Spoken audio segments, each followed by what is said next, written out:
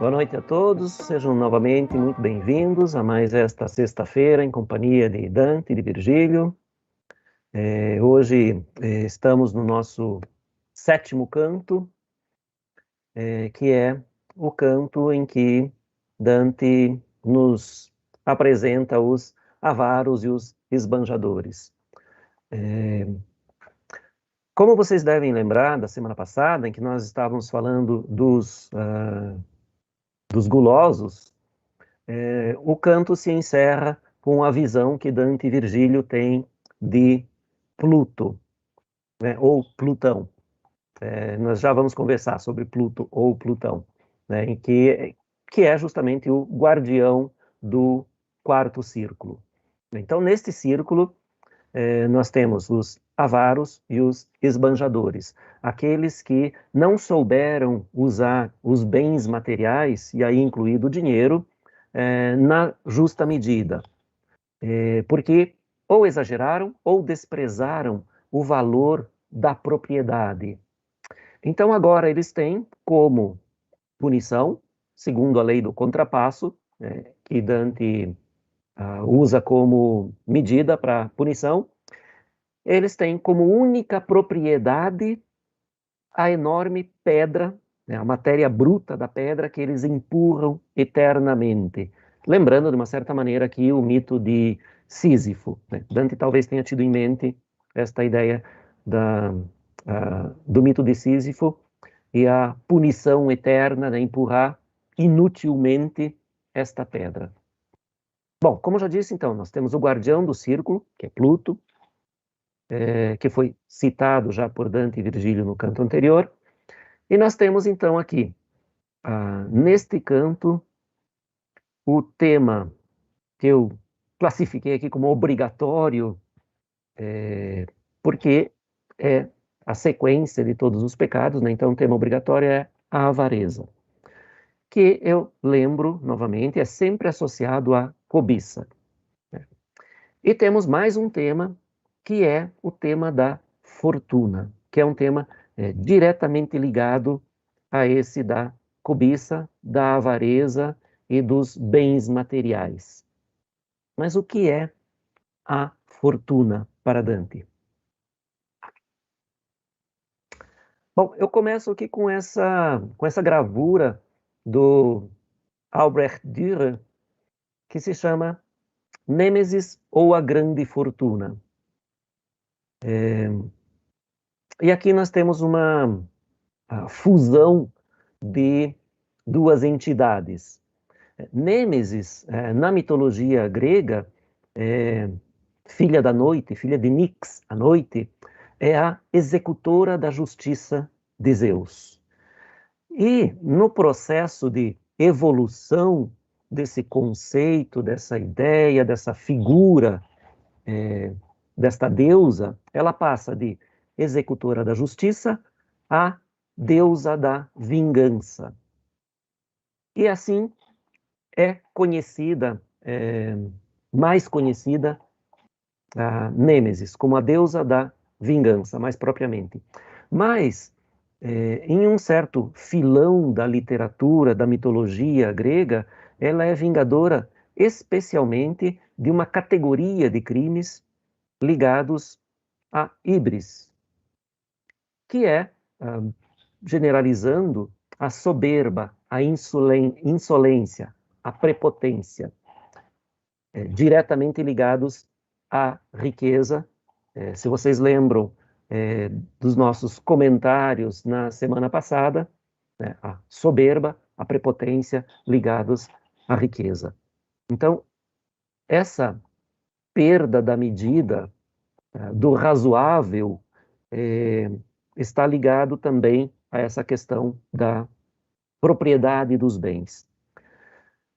Bom, uma outra categoria de crimes que Nêmesis pune está ligado ao comportamento desmedido, né, a perda da medida, a falta de comedimento, que também leva à prepotência, à insolência, à soberba. Então, tudo isso está ligado à ideia de riqueza. E por isso, essa deusa, Nêmesis, deusa da vingança, é facilmente confundida com a deusa da fortuna. Tyche, ou Tyche, que é a deusa da fortuna na mitologia grega, que, em geral, não é confundida com Nêmesis, né? Deusa da fortuna e a deusa da vingança. São coisas aparentemente muito diferentes. Mas, em algumas tradições literárias, elas acabam se fundindo, se amalgamando em uma só. E principalmente naquele processo de transmissão dos deuses gregos e da mitologia grega em geral, enfim, ao panteão de deuses latinos, essas duas deusas acabam se fundindo. Nêmesis e Fortuna tornam-se uma coisa só. E não só isso, acabam se fundindo com algumas entidades pré-existentes aos romanos. Por exemplo, a deusa dos etruscos, a deusa da fortuna dos etruscos, Nortia ou Norcia, né? E algumas outras entidades que tinham mais ou menos uma equivalência a uma dessas duas, Tyche ou Nêmesis. Enfim, acabam se fundindo numa única entidade chamada Fortuna. E aí está decretado a deusa da fortuna, da sorte, do destino, do acaso. E assim, na mitologia latina, ela se desenvolve até chegar na Idade Média. Na verdade, essa deusa, a fortuna, ela não é uma única entidade, ela é representada de maneiras múltiplas. Então a gente tem, e isso a gente sabe pela literatura, pelas estátuas, pelos afrescos e mosaicos, a representação. Nós temos, por exemplo, a Fortuna Muliebris, que é a fortuna que protege as mulheres, a Fortuna Virilis, que protege os homens, a Fortuna Barbata, que protege os adolescentes até que eles criem barba, a Fortuna Equestris, que protege os cavaleiros, temos a Fortuna Pública, protege as cidades, a Fortuna Privata, protege os cidadãos, a Fortuna Brevis é aquela que protege num único evento, a Fortuna Perpétua. Enfim, nós temos inúmeras representações da deusa Fortuna na cultura latina. E, via de regra, ela é representada a partir desta representação anterior, que é a representação na mitologia grega, que às vezes é a representação de Nêmesis, às vezes a representação de Tyche, que é esta deusa sobre uma esfera e muito frequentemente com uma roda, a famosa roda da fortuna na mão, para representar o rodízio dos bens. Então aqui nós temos, né, nesta gravura do Dürer, a fortuna sobre essa esfera que está numa nuvem, essa nuvem sobre uma cidade lá embaixo, e ela tem nas mãos um cálice e as correntes ou o freio do cavalo, representando prêmio ou castigo. Nesse processo de, digamos, evolução do conceito e da figura, da representação da fortuna, nós temos na Idade Média, todo um processo de cristianização dos deuses pagãos. Também a fortuna expropriada da mitologia para entrar no âmbito da religiosidade cristã. Então, essas funções de distribuidora de justiça e distribuidora dos bens são vistas como a realização dos desígnios divinos. Então, esta é, de uma maneira, claro, muito sintética, porque nós temos inúmeras representações da fortuna na mitologia latina, na grega mais ainda, porque há esta associação de Nêmesis com Tyche, que às vezes complica até a compreensão de quem é essa deusa. Mas a deusa da fortuna, especificamente, para os gregos, é Tyche. Nêmesis é a deusa da vingança. É só na passagem para o mundo latino que elas se fundem. E tem uma importância muito grande para toda a literatura da Idade Média. Nós vamos ver aqui neste canto, né, o que Dante diz sobre a fortuna, mas essa entidade é muito decantada em toda a literatura medieval.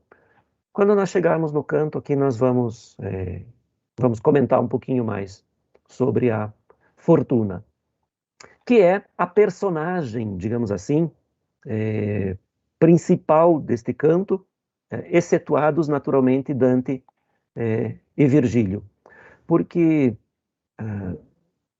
diferentemente dos outros cantos, aqui Dante não vai conversar, não vai interagir com nenhum dos danados, nenhuma das almas condenadas aqui. No canto dos luxuriosos, ele conversa com Francesca e Paulo, e enumera tantas outras almas. No canto dos gulosos, ele conversa com Chaco, e nos cantos seguintes, ele sempre vai conversar com alguém, quase sempre. Neste canto aqui, não há nenhuma das almas identificadas. E a personagem, portanto, que assume uma preeminência é justamente a fortuna. Já voltamos ao comentário do canto. Agora vamos ouvir o canto na declamação da professora Pauletta.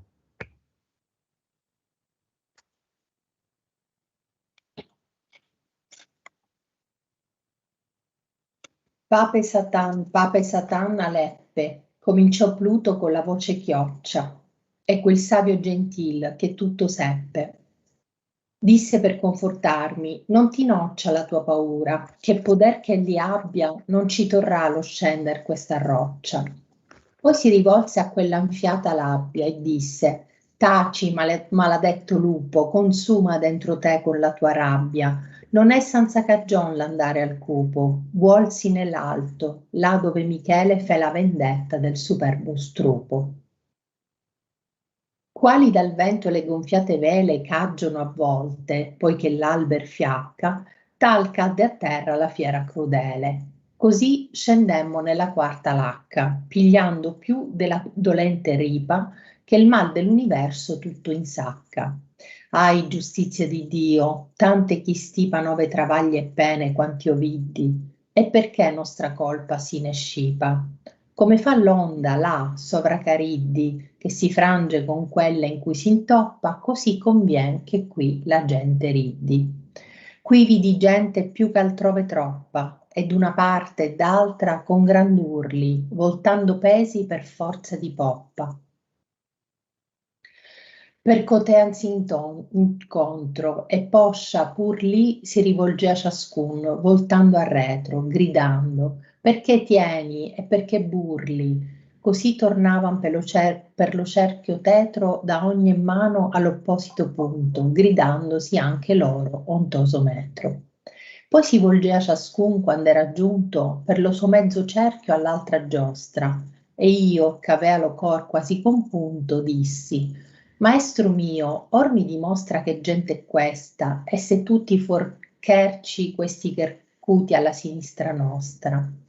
Ed egli a me, tutti quanti fuorguerci, sì, della mente in la vita primaia, che con misura nullo spendio ferci. Assai la voce lor chiaro l'abbaia quando vegnono a due punti del cerchio dove colpa contraria li dispaia. Questi fuorcherci, che non han coperchio piloso al capo, e papi e cardinali, in cui usa avarizia il suo soperchio. E io, maestro, tra questi cotali dovrio ben riconoscere alcuni che furo immondi di cotesti mali, ed egli a me, vano pensiero aduni, la sconoscente vita che i fe sozzi, ad ogni conoscenza or li fa bruni. In eterno verranno ali due cozzi, questi resurgeranno del sepolcro col pugno chiuso, e questi coi crimmozzi. Mal dare e mal tener lo mondo pulcro ha tolto loro, e posti a questa zuffa, qual ella sia, parole non c'ha pulcro. Or puoi, figliuol, veder la corta buffa di ben che son commessi alla fortuna, perché l'umana gente si rabbuffa, che tutto l'oro che è sotto la luna e che già fu, di quest'anime stanche non potrebbe farne posare una. Maestro mio, diss'io, or mi di anche, questa fortuna di che tu mi tocche, che è che i ben del mondo ha sì tra branche? E quelli a me, oh creature sciocche, quanta ignoranza è quella che v'offende, or vo che tu mia sentenza ne imbocche. Colui lo cui saver tutto trascende, fece li cieli e die lor chi conduce, sì ch'ogni parte ad ogni parte splende, distribuendo egualmente la luce. Similemente agli splendor mondani ordinò general, ministra e duce, che permutasse a tempo li ben vani, di gente in gente e d'uno in altro sangue, oltre la difensione di segni umani. Perch'una gente impera e l'altra langue, seguendo lo giudicio di costei che è occulto come in erba langue. Vostro saver non ha contasto a lei, questa provvede, giudica e persegue suo regno come il loro gli altri dei. Le sue permutazioni non hanno triegue, necessità la fa esser veloce, sì spesso vien chi vicenda consegue. Questa è colei che tanto posta in croce pur da color che le dovrian dar lode, dandole biasmo a torto e malavoce. Ma ella s'è beata e ciò non ode, con l'altre prime creature lieta, volve sua spera e beata si gode. Or discendiamo omai a maggior pieta, già ogni stella cade che saliva quand'io mi mossi, e il troppo star si vieta. Noi ricidemmo il cerchio all'altra riva, sopra una fonte che bolle e riversa, per un fossato che da lei deriva. L'acqua era buia assai più che persa, e noi, in compagnia dell'onde bigie, intrammo giù per una via diversa. In la palude vacca, a nome stige, questo tristo ruscel, quando è disceso al piede le maligne piagge grigie. Ed io, che di mirare stava inteso, vidi genti fangose in quel pantano, ignude tutte, con sembiante offeso. Queste si percotean non pur con mano, ma con la testa e col petto e coi piedi, troncandosi coi denti a brano.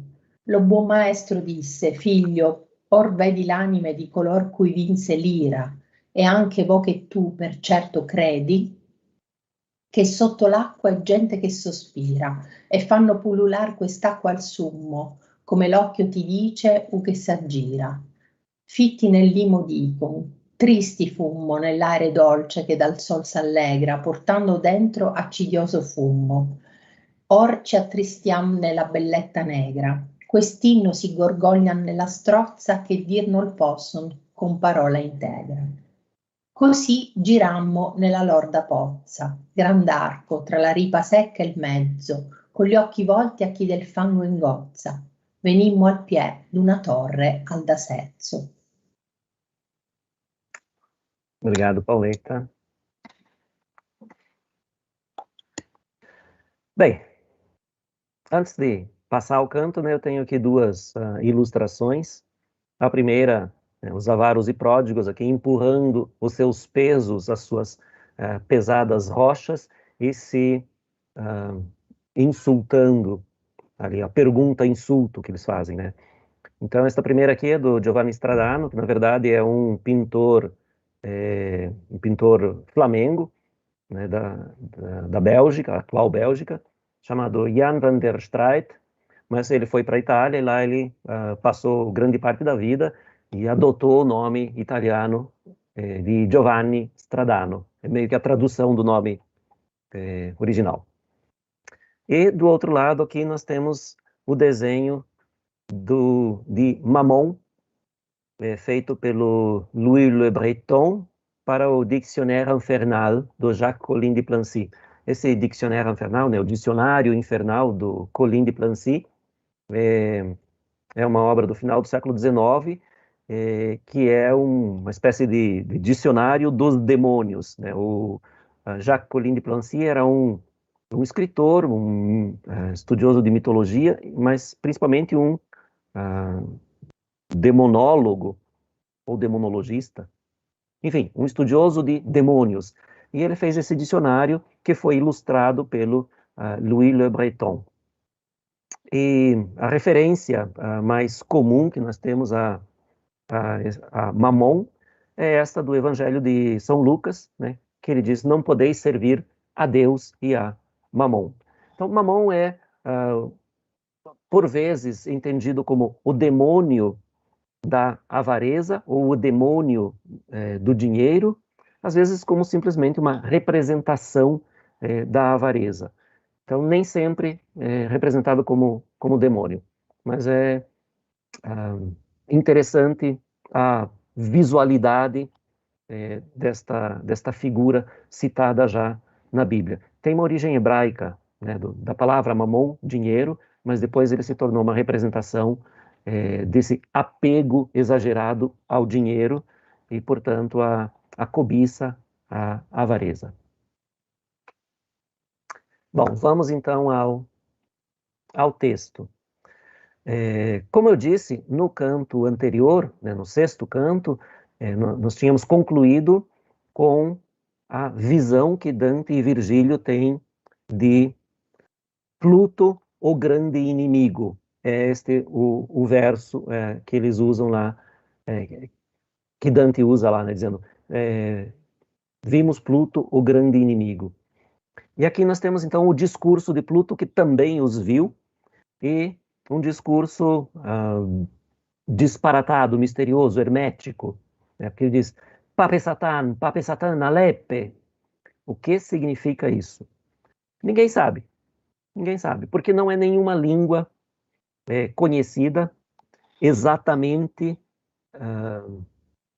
retratada aqui. É óbvio que a palavra Satã faz pensar em Satanás. Obviamente, Satã ou Satanás, né? Esse pape, que poderia ser papa ou papai, mas a gente não sabe. E essa palavra, Alepe, também não é italiano, não é nenhum dialeto italiano, não é francês, não é provençal, não é nenhuma língua exatamente. É um verso que foi muito discutido já desde a época em que o inferno começou a ser conhecido, divulgado lá ainda durante a vida de Dante, mas parece que não há manifestações de Dante a respeito, porque não havia, nem mesmo entre os comentadores primeiros, os filhos de Dante, por exemplo, não há uma explicação satisfatória para estes versos. Há sim uma biblioteca inteira que cresceu em torno das hipóteses que associam isso à língua francesa como uma deformação, uma deturpação da língua francesa, como uma deturpação da língua árabe ou dialetos da língua árabe, enfim, mas nenhuma explica. O que a gente tem de concreto é o texto que Dante escreveu numa língua que talvez somente Pluto fale e que talvez Virgílio entende, porque nós temos ali aquele sábio gentil que tudo sabe. Talvez esse que tudo sabe faça uma referência ao fato de que Virgílio teria entendido o que Pluto diz. Nós não sabemos exatamente. Bom, quem é esse Pluto? Nós temos aqui uma dupla possibilidade, que seja Plutão, a versão latina de Hades, Hades, filho de Cronos e de Reia, irmão de Poseidon, irmão de Zeus, então o deus do submundo, né? Plutão. Ou um outro deus do submundo, que é Pluto, deus das riquezas subterrâneas, filho de Ceres e Jasão. Então, nós temos essa dupla possibilidade, mas muito frequentemente essas duas figuras também foram fundidas numa só, foram confundidas, justamente porque ambos deuses do submundo, né? Plutão com um status muito acima, né? Plutão é uma maneira também de chamar Hades, né? Um epíteto de Hades, e já usado na mitologia grega, inclusive algumas vezes Hades chamado de Hades Plutão, como nós temos aqui na descrição, por exemplo, desta gravura, que é de cerca de 430, 440 antes de Cristo, a gravura numa copa, né? A copa é aquele recipiente para se beber vinho, uma taça bem rasinha e larga, e decorada com essa gravura em que nós temos ali Hades Plutão e Perséfone. Perséfone foi raptada por Plutão, né? Acho que todo mundo conhece o mito de Plutão e Perséfone. Perséfone foi raptada por Plutão e foi levada para o submundo, e Deméter, ou Demetra, a mãe de Perséfone, extremamente triste, arrasada com o desaparecimento da filha, deixou de cuidar da natureza e de alternar o ciclo das estações. Então, depois, por causa disso, Zeus entrou na conversa para mediar esse conflito, e eles acabaram chegando a um acordo em que Perséfone ia passar metade do ano no submundo com Hades e metade do ano com sua mãe na Terra. Então, aí o alternar-se das estações. Quando Perséfone está na Terra com sua mãe, nós temos verão e primavera. Quando está com Hades no submundo, temos outono e inverno. E nós temos os equivalentes deste mesmo mito. Os equivalentes latinos são justamente Pluto ou Plutão e Proserpina ou Proserpina, depende, o acento pode ficar uma sílaba ou noutra, né? Proserpina ou Proserpina, filha de Ceres. Bom, então aqui nós temos esses dois candidatos, de qualquer maneira, extremamente rebaixados das suas funções originais, tanto na mitologia grega quanto na mitologia latina, em que eles eram deuses do submundo, que, portanto, tinham uma importância, um status muito grande, rebaixados a esta criatura que é o guardião do círculo dos avaros e pródigos, ou avaros e esbanjadores. E que nós vamos ver aqui que Virgílio trata sem nenhum respeito, digamos assim. Bom, vamos ver aqui o que Virgílio diz. Diz a Dante, né? Disse para confortar-me, não te prejudique o teu medo, que por mais poder que ele tenha, não te impedirá a descida desta rocha. Então, Virgílio já começa desautorizando Pluto, dizendo que ele não tem autoridade para impedir a descida de Virgílio e Dante aos círculos abaixo. E é claro, nenhum desses guardiões tem a autonomia, tem a autoridade para impedir a passagem de Dante e Virgílio. Mas a maneira como Virgílio se dirige a Pluto aqui é bastante ríspida. Depois se dirigiu àquela cara inchada, provavelmente inchada pela raiva, e disse: cala-te, maldito lobo, consome dentro de ti a tua raiva. Então vejam que é bastante agressivo o modo como Virgílio se dirige ao Pluto. Cala-te, maldito lobo. Se vocês lembrarem dos guardiões anteriores, nós temos, por exemplo, lá, Virgílio fala com Caronte, de uma maneira assim até bastante simpática, ou pelo menos não muito dramática, né? Ele diz, Caron, non ti cruciare, Caronte, não se irrite, numa boa, deixa a gente passar, porque quis ser assim lá onde se quer, se pode tudo o que se quer. Então, uma maneira bastante simpática. Depois, com Minós, existe um pouquinho mais de atrito, porque Minós não trata Virgílio com muito respeito. Minós, se vocês lembram, diz a Dante, vê como entras e em quem confias. E não te engane a amplitude da entrada, mas principalmente, vê como entras e em quem confias. É isso que Minós diz a Dante, tentando fazer com que Dante perca a confiança em Virgílio. Mesmo assim, Virgílio vai dizer simplesmente para Minós, por que gritas? Não podes impedir a sua descida. Quis-se assim, lá onde se pode, tudo o que se quer. Então, tanto Caronte quanto Minós, Virgílio trata de uma maneira mais respeitosa, digamos. Mesmo Minós, que não teve muito respeito por Virgílio. E aqui, bom, com Cérbero, que era o terceiro guardião, Virgílio nem fala, porque Cérbero é simplesmente a pura ignorância, né? É uma fera, não... Virgílio não perde palavras, não dispensa palavras com Cérbero. Mas aqui com Pluto, cala-te, maldito lobo, consome dentro de ti a tua raiva. E aí a fórmula, né, aqui uma variação, não é mais como apareceu lá para Caronte e depois para Minós, aquela fórmula é exatamente igual, nas mesmas palavras. Quis-se assim, lá onde se pode, tudo o que se quer. Aqui ele varia um pouco. Não é sem razão sua ida ao fundo. Quis-se assim, lá no alto, lá onde Miguel fez a vingança do soberbo estupro.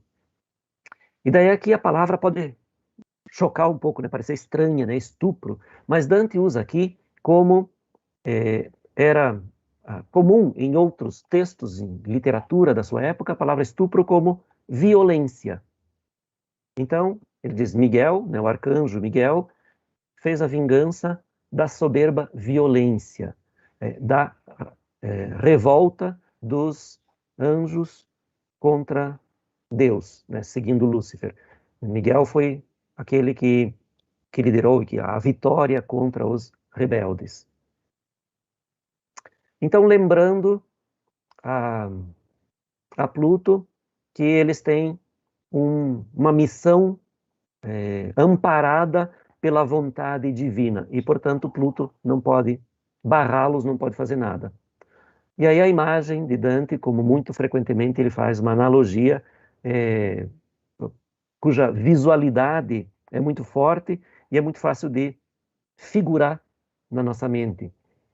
Como pelo vento as infladas velas caem frouxas depois que o mastro quebra, tal caiu por terra a fera cruel. Então, muito fácil de visualizar este monstro, provavelmente grande, imponente, que tenta barrar a passagem deles, e assim que Virgílio diz isso, ele desaba, desmonta. E assim eles descem, né, ao quarto círculo. Assim descemos na quarta fossa, penetrando mais na dolente encosta que o mal do universo todo ensaca.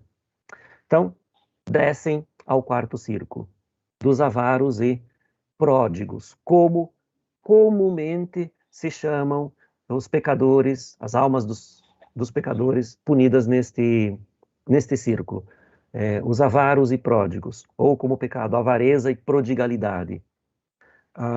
Mas o termo pródigos não é usado por Dante. Vocês acompanharam a leitura do texto original em italiano, não existe a palavra pródigo. Na tradução, vocês acompanharam também, não tem a palavra pródigo, porque Dante não usa. O fato é que os primeiros comentadores de Dante começaram a utilizar essa palavra como contraposto direto, né, um par oposto a avaro ou avareza. E a partir daí começou a repetir o par oposto, avareza, prodigalidade, ou avaros e pródigos, e esse termo se cristalizou ao longo dos séculos, então praticamente todos repetem. Eu prefiro o termo esbanjador, porque o termo pródigo, em alguns contextos, tem uma ideia mais positiva. E aqui não tem nada de positivo essa ideia. São realmente os esbanjadores. Ai, justiça de Deus, quem junta tantos novos tormentos e penas quantos eu vi? E por que a nossa culpa assim nos arrasa? Bom, aqui Dante manifesta a sua perplexidade, a sua indignação diante da ignorância dos seres humanos que se deixam levar pelos pecados, então que têm tantas culpas, né? E junto aqui ele diz quanta diferença, quanta variedade de penas. E depois ele faz uma analogia. Ele diz, como faz a onda lá sobre Caríbdes, que se quebra com aquela em que se bate, assim convém que aqui a gente faça. Bom, Caríbdes, provavelmente todo mundo já ouviu falar, né, já conhece a lenda de Sila e Caríbdes, os dois monstros mitológicos criados, se não criados por Homero, pelo menos a primeira menção que se tem na literatura e na mitologia é de Homero. Então, Sila e Caríbdes, dois monstros que ficavam justamente aqui no Estreito de Messina, que vocês podem ver ali naquela imagem de satélite. Scilla, no original, né? Scilla é uma localidade aqui da Calábria, pertinho ali da Sicília, que fica do outro lado, né? A Sicília é a ilha, então a gente tem ali Caribe de um lado, Scilla do outro. Em português vai dar Caríbdes e Sila. Bom, para quem lembra o mapa da Itália, né, a bota, a Calábria é o pé da bota, né? E embaixo da bota, embaixo do salto da bota, a gente tem ali o mar Jônio. E na canela da bota, o mar Tirreno. Bom, esses dois mares que fazem parte do Mediterrâneo, eles se encontram justamente aqui no Estreito de Messina, essa passagem entre a Calábria e a Sicília, que tem cerca de 3 quilômetros ali na parte mais estreita, e essas águas se chocam, essas correntes marinhas se chocam, porque há uma diferença de velocidade, uma diferença de densidade da água, de profundidade, uma diferença de velocidade de subida e descida das marés, que inclusive cria, em alguns momentos, uma diferença de alguns centímetros de altura entre o mar Jônio e o mar Tirreno. E é claro que essas correntes contrárias acabam se chocando ali, formando um vórtice, um redemoinho, que é muito perigoso para a navegação de pequenos barcos. E isso já é conhecido desde a antiguidade, tanto que, justamente por esse fato de que muitas pequenas embarcações afundavam ali, tragados por esse vórtice, Homero, talvez tendo tido a experiência própria, talvez só por ter ouvido falar, transforma essa travessia perigosa em monstros. Então, 2 monstros, do lado da Calábria, Sila, do lado da Sicília, Caride. E depois de Homero, esses monstros se tornaram, digamos assim, a fauna local comum, porque muitos outros escritores gregos e depois latinos, né, como Virgílio, Ovídio, Lucano, também adotam esses monstros como personagens. Bom, o que acontece aqui? Dois artifícios retóricos extremamente eficientes de Dante. Para quem não leu ainda, quando lê esse primeiro terceto, ai, justiça de Deus, quem junta tantos novos tormentos? É uma exclamação de desespero, ou se não de desespero, de perplexidade, ou pelo menos de impotência diante da extrema ignorância humana. E demonstra a reação de Dante, mesmo antes de apresentar a imagem a que isto se refere. Todo esse discurso aqui aparece antes de nós termos a imagem a que isso se refere, a imagem que causou essa reação em Dante. Então a gente tem uma dimensão psicológica, o choque, a reação de Dante a algo que ele não nos apresentou ainda. De certa maneira, isso prepara psicologicamente o leitor para aquela imagem que virá depois. Então, um artifício retórico bastante eficiente que Dante usa aqui. E para aumentar ainda mais o suspense, a tensão, ele apresenta essa analogia sobre o que acontece efetivamente na cena que ele vai descrever. Então vamos ver. Qual é a cena que ele descreve? Que causa que causa uma reação tão profunda nele, e algo que acontece como as ondas que se chocam no Estreito de Messina. É isso. Esta é a cena que ele vai apresentar. Aqui vi gente mais do que numerosa, de uma parte e da outra, com grandes urros, rolando pesos com a força do peito, chocavam-se de encontro, e depois dali se dirigia cada um gritando para trás: por que guardas e por que esbanjas? Volta um pouquinho aqui. Então é isso que ele viu, esse número imenso de almas que vão rolando pedras extremamente pesadas e que a um certo ponto se encontram, se chocam, gritam algo um para o outro, depois voltam e vão se chocar lá do outro lado e assim eternamente.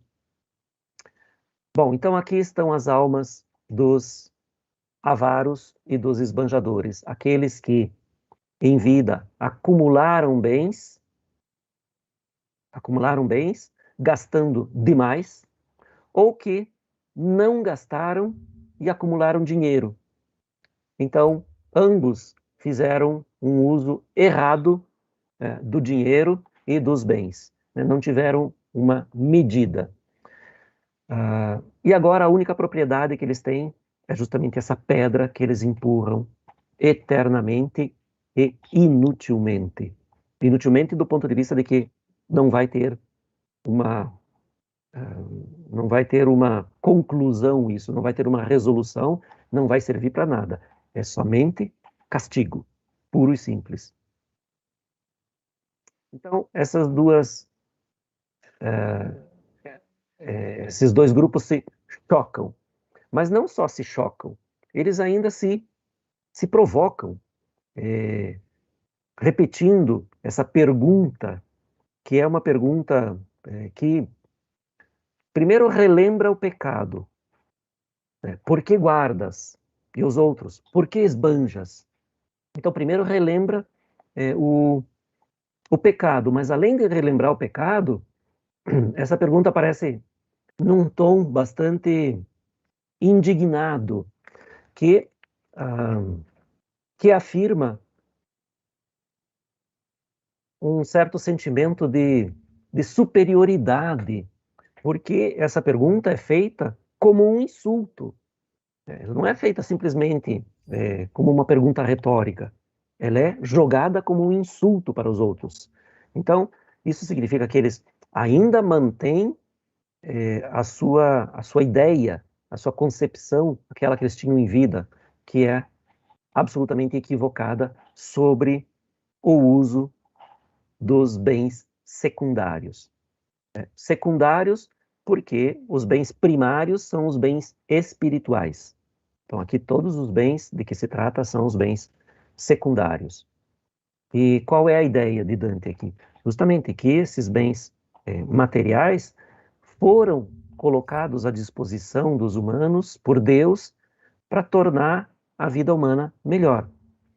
Mas é preciso que esses bens sejam utilizados segundo uma justa medida.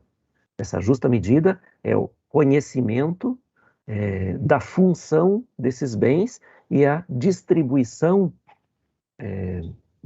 minimamente igualitária desses bens. O que, obviamente, estes avarentos e estes esbanjadores não fizeram. Então, eles não tiveram, não usaram a razão para encontrar esta justa medida. E é claro que essa ideia de justa medida parte do pensamento aristotélico.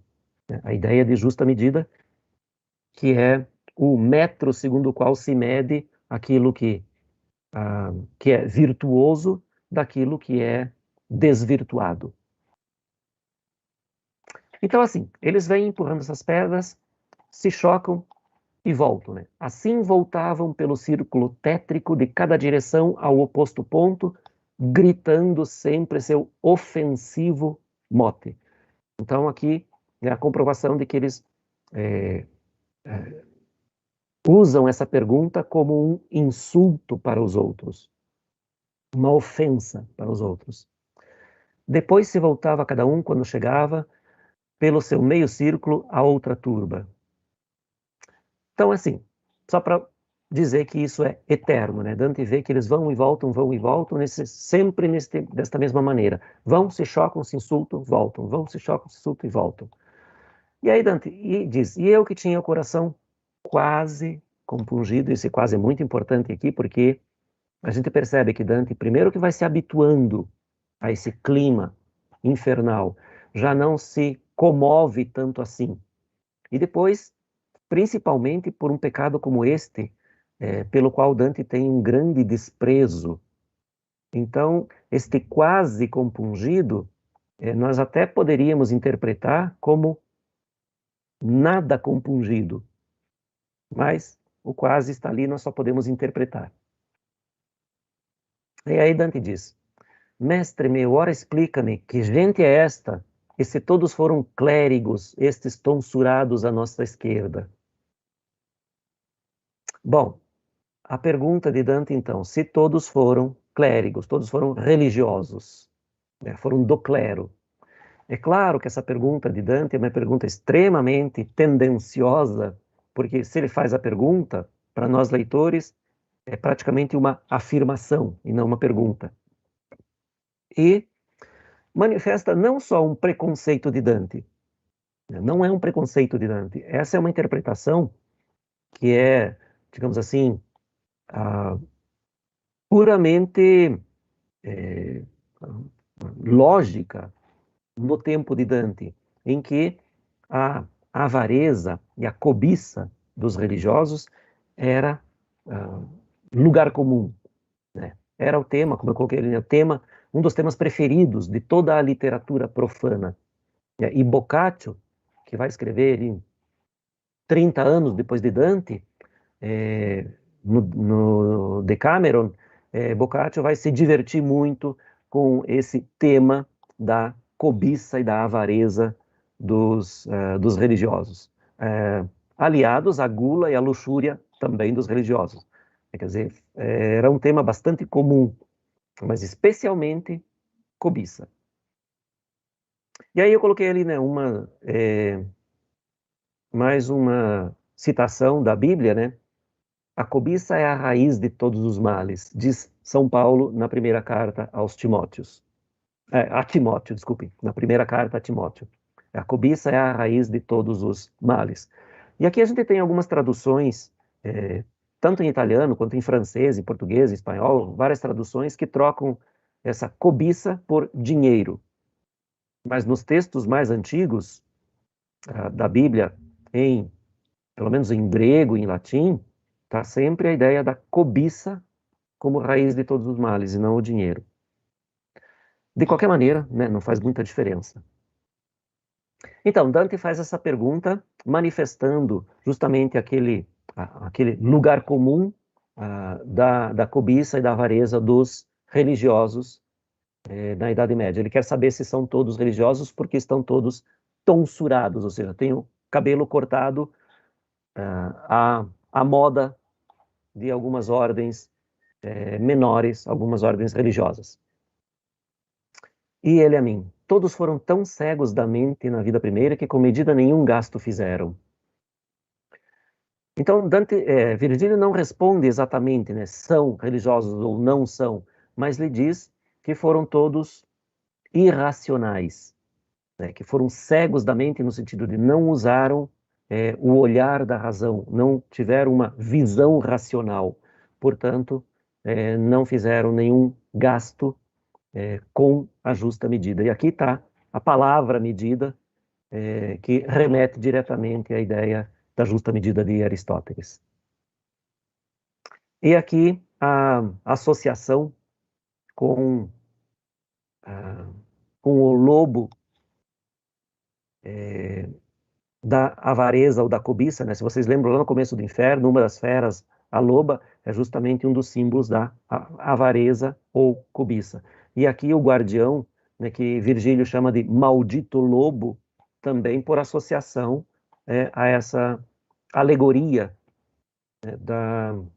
ou a esse símbolo da cobiça e da avareza, que é o lobo. Então aqui muito claro a voz deles latra, não grita, não fala, mas latra como os caninos, como um cão, como um lobo faria. Muito claro a voz deles latra quando vem os dois pontos do círculo em que culpa contrária os separa. Então aqui está definido, né? A culpa contrária. O que associa essa culpa contrária? Justamente essa falta de medida. E aí Virgílio indica assim, estes foram clérigos que não têm coberta de cabelos à cabeça, e papas e cardeais, nos quais a avareza sempre sobra. Então, nem todos foram clérigos, é o que se depreende da leitura do texto de Virgílio, do discurso de Virgílio, mas muitos sim. E ele indica para Dante, estes foram clérigos, que não têm coberta de cabelos à cabeça, e papas e cardeais, que deveriam ser os primeiros a lutar contra esse pecado. Esses pecados são aqueles que são mais pecadores, ou cujo pecado tem mais força, nos quais a avareza sempre sobra. E Dante, mestre, entre estes tais eu deveria bem reconhecer alguns que foram imundos desses males. Obviamente, se Dante diz que esse era um dos principais males que afligiam Florença, mas entende-se por extensão que não só Florença, mas todas as cidades pelas quais Dante peregrinou, Dante deveria conhecia muito bem muitos desses. E aqui ele não reconhece nenhum. Então ele acha estranho, pergunta para Virgílio. E Virgílio vai responder que aqueles que pecaram por esses pecados não são reconhecíveis. Diz, vão pensamento acolhes, a ignorante vida que os tornou sujos, a todo reconhecimento os torna obscuros. Bom, aqui tem várias tentativas de interpretação disso. Por que eles são irreconhecíveis? E alguns dizem que eles não tiveram personalidade durante a vida. Eles só se preocupavam em acumular bens. Então, mais importante do que eles mesmos era aquilo que eles possuíam. E por isso, agora, eles são irreconhecíveis, né? Eles não se preocuparam com a própria pessoa durante a vida, e agora eles têm essa pessoa indefinida. Me convence até certo ponto, mas não há várias explicações diferentes para isso, mas nenhuma que realmente possa se dizer esta é a resposta. Este é o argumento que convence porque Dante os tornou irreconhecíveis.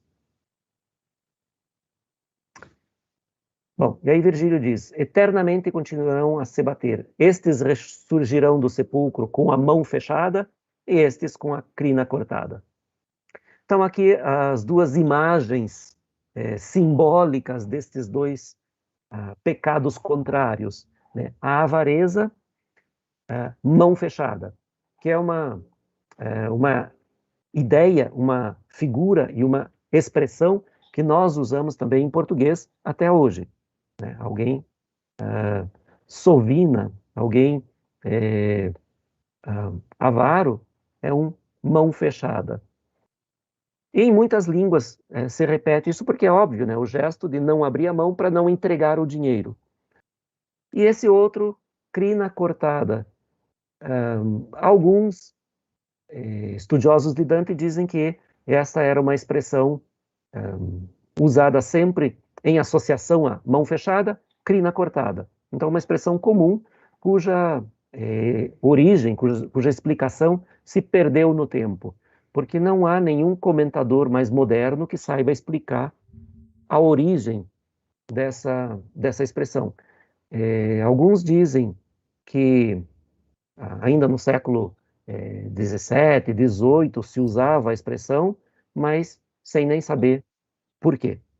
Outros dizem que aqui é específico, que Virgílio está indicando que esses com a crina cortada, primeiro que crina, porque dá uma dimensão de animalidade para estas almas.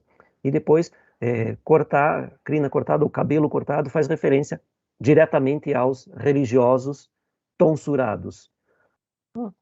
Não se sabe exatamente, aqui é uma questão de interpretação mesmo. O fato é que as duas imagens são usadas por Dante, tanto aqui quanto lá no Purgatório, quando ele for falar lá dos avaros e esbanjadores. Mão fechada, crina cortada. E aqui Virgílio define o pecado. Mal dar e mal reter. O mundo belo lhe escolheu e colocou nesta briga. Como ela é, palavras não acrescentam. Então, Virgílio diz, não vou comentar mais isso que você está vendo aqui. Então, o mal deles foi mal dar e mal reter.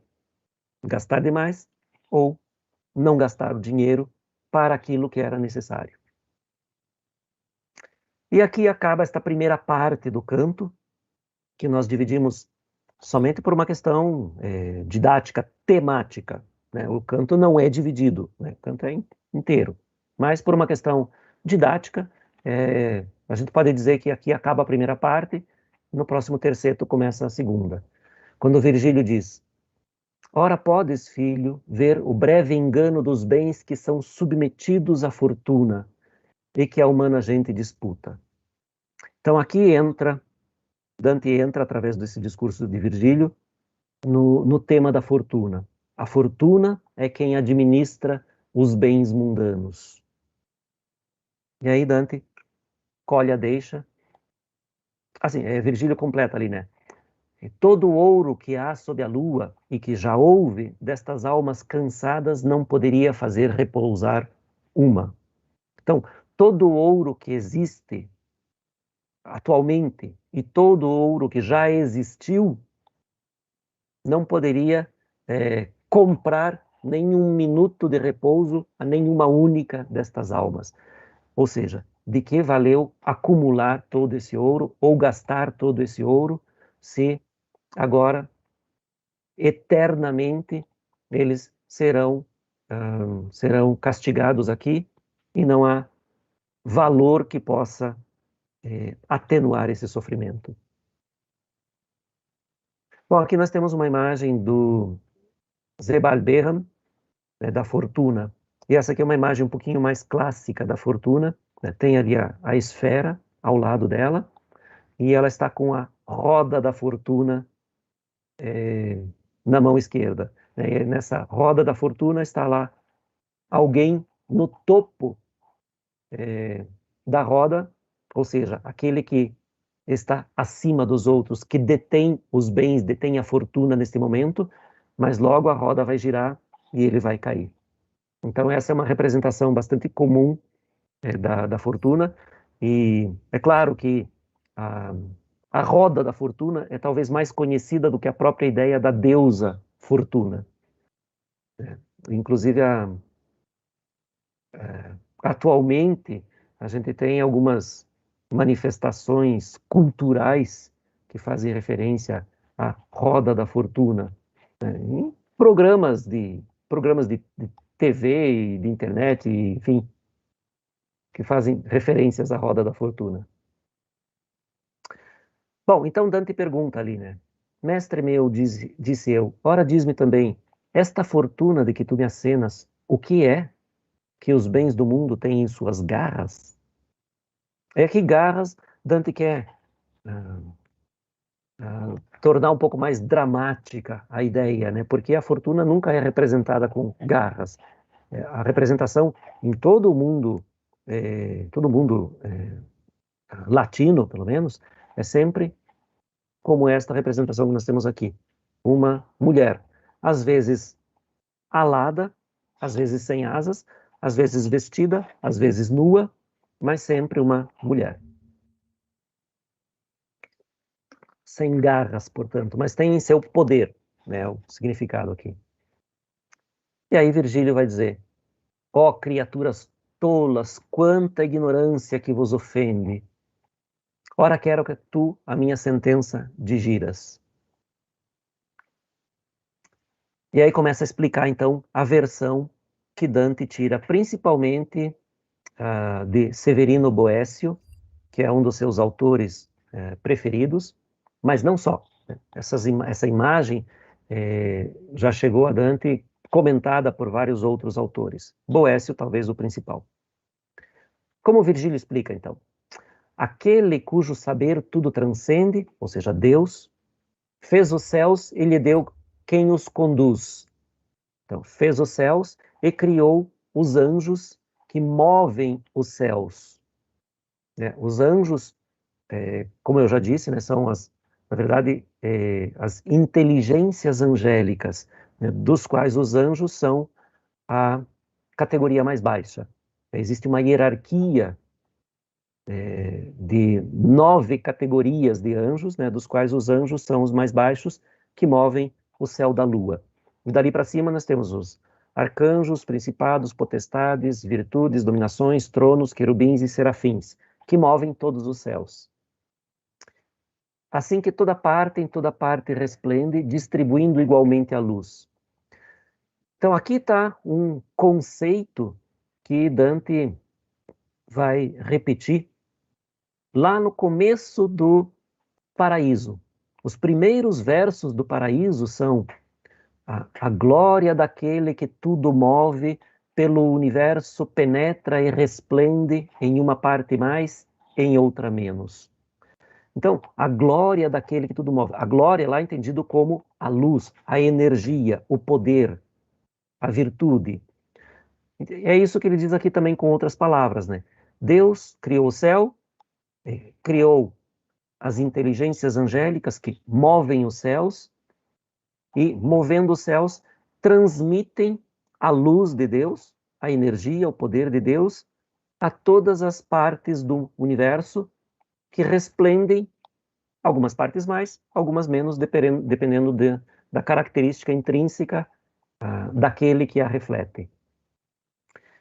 Então, semelhantemente aos esplendores mundanos, ordenou general, ministra e condutora que permutasse em tempo os bens vãos, de gente em gente, de um a outro sangue, além da oposição do juízo humano.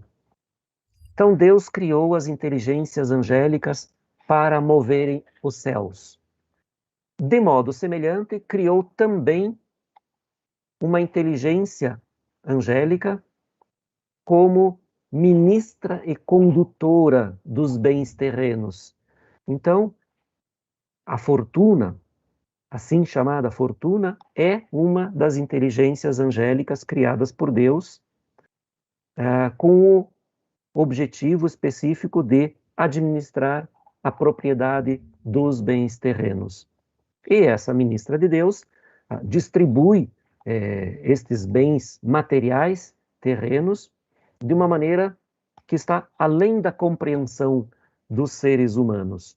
E está além da compreensão dos seres humanos, primeiro porque a limitada inteligência humana não vai chegar a compreender os motivos, as razões por que a mente de Deus prevê essa distribuição dessa maneira. E depois porque cada ser humano passa muito pouco tempo na Terra. E essa distribuição dos bens acontece em largos tempos, em tempos muito mais longos do que do que um humano pode acompanhar para perceber o critério de justiça. Então, há muitos que não entendem essas razões e que não entendem o princípio de distribuição. Isso pode parecer uma injustiça, mas não para aqueles que têm fé, porque estes sabem que se é uma inteligência angélica, é um motor divino, isso vai ser feito com extrema justiça, com a justiça de Deus. Severino Boécio, então, como eu dizia, foi um dos que comentou e que ajudou a sacramentar essa concepção de que os bens passam de uma gente a outra gente, ou seja, de um povo a outro povo, de um sangue a outro sangue, de uma família a outra família, de maneira incompreensível, mas que corresponde ao grande plano de Deus. E a justiça, a fortuna distribui esses bens, não levando em consideração nem descendência, que diz de gente em gente e de um a outro sangue. Então, não leva em consideração nem a nação e nem a família. Por isso, uma gente impera e outra definha, seguindo o juízo daquela que é oculto como na grama a serpente. Ou seja, ninguém sabe o plano divino. Vosso saber não pode contrastá-la. Esta provê, julga e procede em seu reino como nos deles os outros deuses. Então, aqui isso também é importante, né? Aquele que tem fé sabe que não há acaso nas mudanças de propriedade dos bens, porque esta fortuna provê ou prevê. Nós temos as duas versões nos manuscritos do século XIV. Nós temos lá provede ou prevede. Então, provê ou prevê, julga e procede, com absoluta eficiência e justiça. E por isso, não deveria haver lamentos sobre os caprichos da fortuna, né, porque não são caprichos. E ele continua: as suas permutações não têm trégua, necessidade a faz ser veloz, assim rápido muda quem riqueza consegue. Então, há uma mudança contínua. Né? Ninguém vai ser rico para sempre ou pobre para sempre. E esse ninguém não significa indivíduos. Né? Significa, aqui, neste caso, sim, famílias ou nações. Nenhuma família vai ser eternamente pobre ou eternamente rica, ou alguma sim, não é? Nenhuma é um exagero meu. Mas não há uma permanência dos bens de fortuna em uma única família ou em uma única nação. Esta é aquela que é tão criticada, mesmo por aqueles que a deviam louvar, injuriando-a sem razão em alta voz. Então, aqueles que criticam, chamando a fortuna de sorte ou de azar, a odeiam, porque aqueles que têm azar a insultam e a odeiam porque, justamente, não tem sorte, não tem nada sobra para eles. E aqueles que têm, gostariam de ter mais. Então, ninguém está contente com a fortuna. Mas ela é beata e nada disso houve. Com as outras primeiras criaturas, gira sua esfera e beata se alegra. Então, nada do que os humanos pensem ou digam ou façam afeta a fortuna, porque ela é uma criatura divina, um anjo, uma inteligência angélica, e ela realiza a vontade de Deus, e por isso ela é feliz. Então nada a afeta. Ela gira a sua esfera, ou a sua roda, e beata se alegra. Bem, aqui acaba essa reflexão de Dante sobre o que é a fortuna.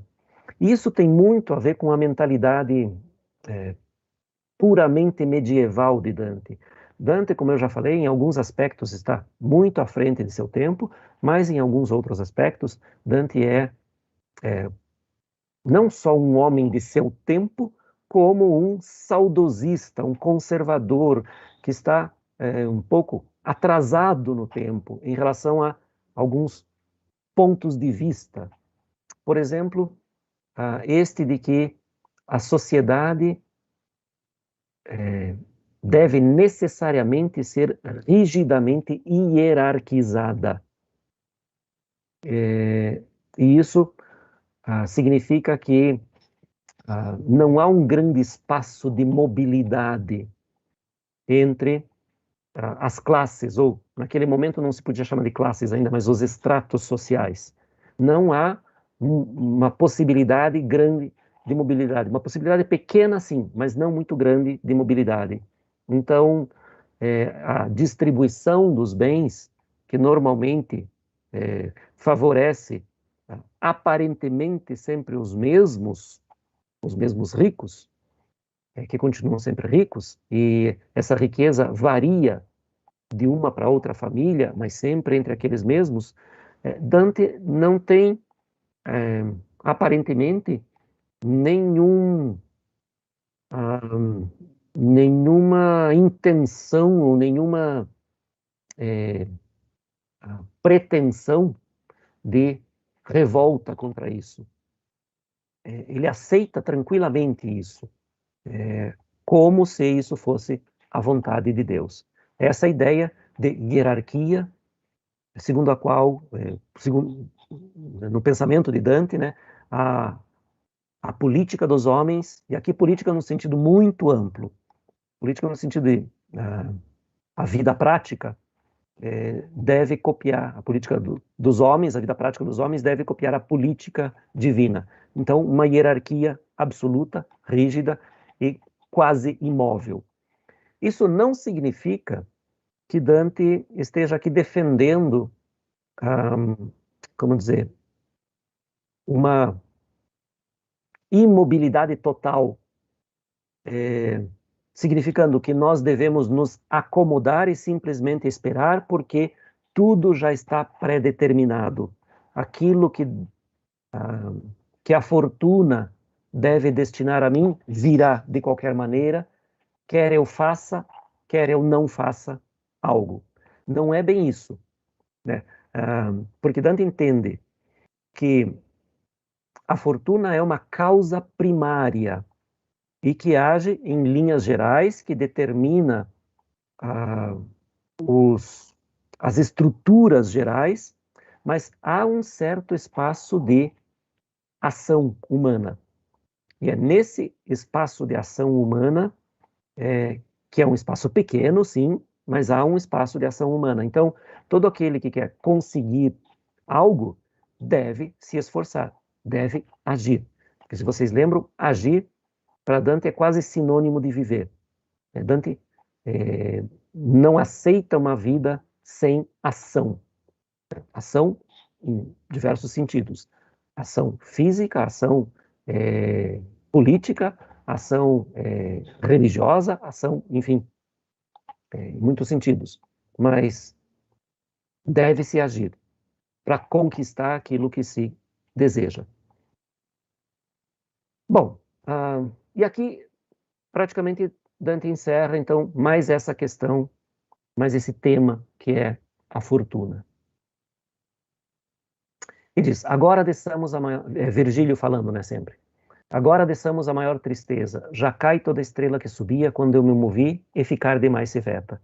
Então já se passaram cerca de 12 horas desde o momento em que Virgílio, visitado por Beatriz, e instado por Beatriz, saiu do limbo e foi até a selva onde estava Dante perdido para resgatá-lo.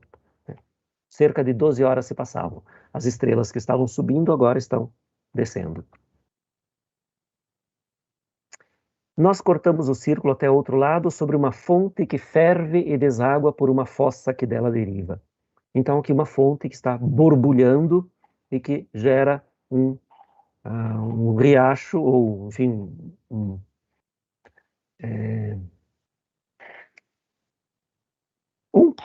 córrego, um riacho, enfim, que vai desaguar no pântano, uma terra que se torna pântano.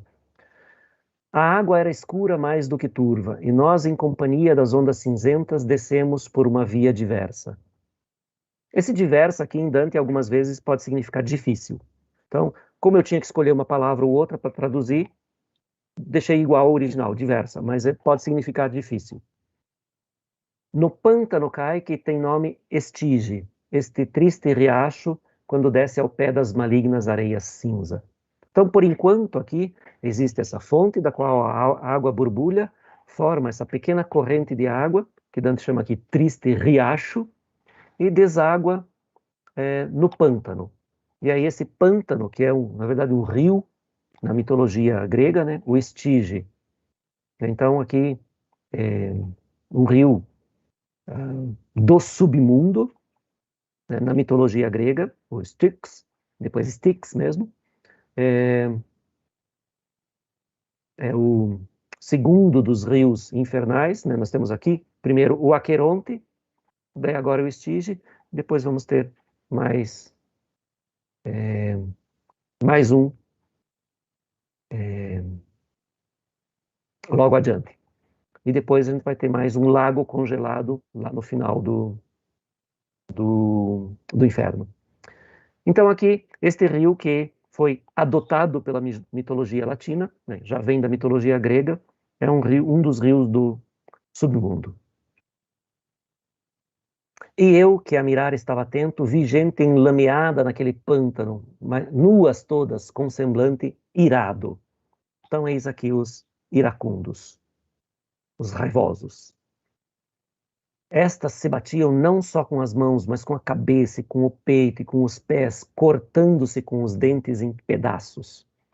Então vejam que é uma imagem de uma agressividade cruenta, né?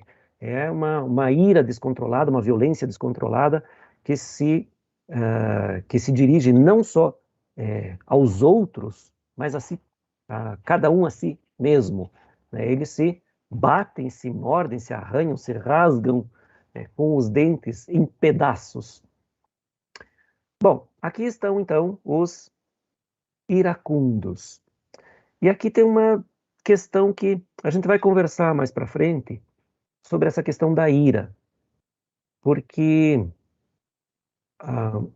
assim como a inveja e a soberba, a ira não é exatamente uma ação. São sentimentos que não são, a princípio, o pecado em si. Por exemplo, a inveja não é um pecado em si, porque se ela for contida pelo invejoso, ele venceu essa tendência a pecar. A inveja não é uma ação, ela produz ação. A ira também, ela não é uma ação. Então, quando ela se manifesta como uma ação, aqui, por exemplo, uma ação de violência. Então, a ira, a soberba e a inveja não são exatamente os pecados em si. São sempre considerados como tais, mas só quando se manifestam. Senão, senão eles são exatamente o contrário. Quer dizer, aquele que vence essa tendência a transformar esse sentimento em ação, venceu o pecado. Então aqui essa ira se manifesta plenamente, de modo agressivo, chocante até, com essa com essa cena que Dante descreve, né? Uma violência descontrolada, dirigida a tudo e a todos, né? Em que eles se batem, se chutam, se arranham, se mordem. E Virgílio diz: filho, ora vês as almas daqueles que venceu a ira. Então, esses que estão visíveis ali na superfície. E também quero que, por certo, creias que sob a água há gente que suspira e faz pulular esta água aqui em cima, como o olho te diz quando olhas em torno. Então, a água está borbulhando ali em volta e Virgílio diz, para que Dante tenha certeza que sob a água há outras almas que suspiram e que fazem a água pulular. Atolado no limo, dizem, tristes fomos no ar doce que com o sol se alegra, carregando dentro assidiosa fumaça. Ora nos entristecemos na lama negra. Este hino gargarejam na goela, que dizer não podem com palavra íntegra. Então, aqui, mais uma daquelas questões não resolvidas da Divina Comédia que Dante deixou para nos instigar nas discussões. Quem são esses que estão sob a água e sob o lodo do pântano? Não sabemos. Não sabemos. Porque, repito, desde a época de Dante, os comentadores discutem e não chegam a um acordo, não há unanimidade. Há inúmeras tentativas de explicar, algumas com uma certa coerência, outras um pouco forçadas, mas enfim, existe também toda uma biblioteca sobre esta questão. Quem são estas almas que estão submersas? Provavelmente os assidiosos, talvez os invejosos e os soberbos. Por que provavelmente os assidiosos? Dante diz ali, Virgílio contando a Dante, tristes fomos no ar doce com que o sol se alegra, carregando dentro assidiosa fumaça. Então, assidiosa fumaça. Desse adjetivo assidioso, assidiosa, no feminino aqui, deduz-se que são os assidiosos.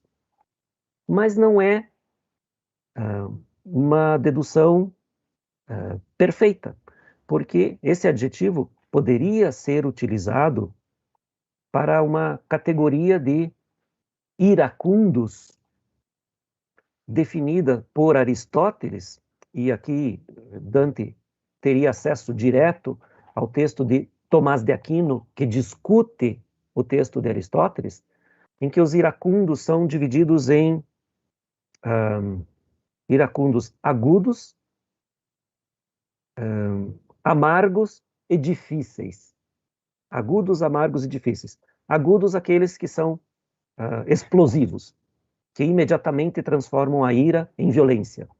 Os amargos, aqueles que se enraivecem, mas que seguram, que mantêm essa sua ira dentro e só prejudicam a si mesmos dessa maneira. E os difíceis, aqueles que cozinham a ira dentro de si por longo tempo,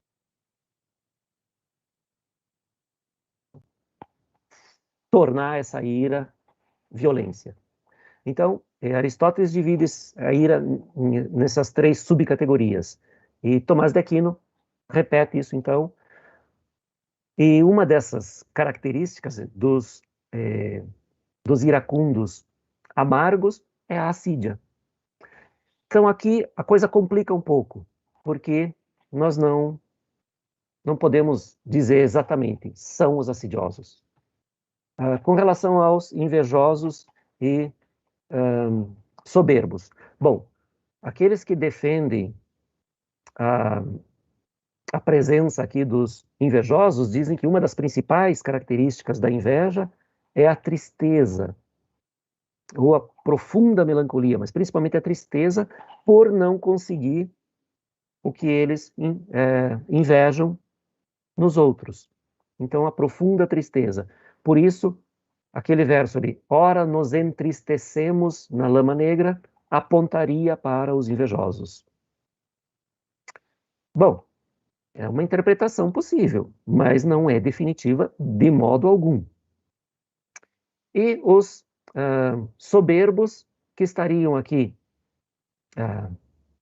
tristes por estar abaixo dos outros.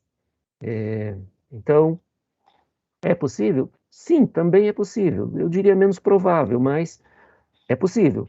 Então, o fato é que nós temos realmente milhares de textos escritos sobre isso, sem que se chegue a uma solução final, a uma definição, porque o que Dante nos deixou é o texto desta maneira. Então, interpretações, desde que coerentes, livres. Cada um interpreta como bem entender e como conseguir justificar, porque toda interpretação tem que ser coerente, né? Nós não podemos superinterpretar, como diria Umberto Eco. A obra é aberta, como diz Umberto Eco, mas nós não podemos nos permitir uma superinterpretação. É só o que o texto permite. Bem, e aqui nós chegamos ao fim, né? Assim contornamos a imunda poça em grande arco entre a escarpa seca e o meio, com os olhos em quem o lodo engole. Chegamos ao final, afinal, ao pé de uma torre. Então, ali tem, né, uma última imagem do Gustave Doré, né, facilmente reconhecível, Dante e Virgílio na margem do rio Estige, e ali as almas dos iracundos que se batem, que se mordem, que se arranham, enfim. E debaixo das águas, as almas que não podemos ver aqui, né, as que estão embaixo da água, mas daqueles que nós não sabemos identificar como assidiosos, invejosos, soberbos, ou somente iracundos mesmo. E assim nós chegamos ao final de mais este canto, cuja principal figura é a fortuna. E para quem tem interesse em mitologia ou em literatura clássica, a fortuna é uma personagem que pode render muito. Então, para quem tem interesse, eu diria, pesquisem, vão atrás para ver as dezenas de representações da fortuna na mitologia grega, na mitologia latina, e as transformações que esse conceito de fortuna e essa figura, essa deusa, depois considerada não mais deusa, rebaixada ao destino, as transformações que vão ocorrendo ao longo dos séculos. É muito interessante ver como isso se processa, como isso se manifesta na literatura. Acho que é isso, então, gente. Ficamos por aqui hoje. Espero que tenham gostado, tanto quanto eu gosto desse canto. E nós nos vemos na próxima semana com o 8º canto. Fiquem bem, se cuidem e até lá. Tchau.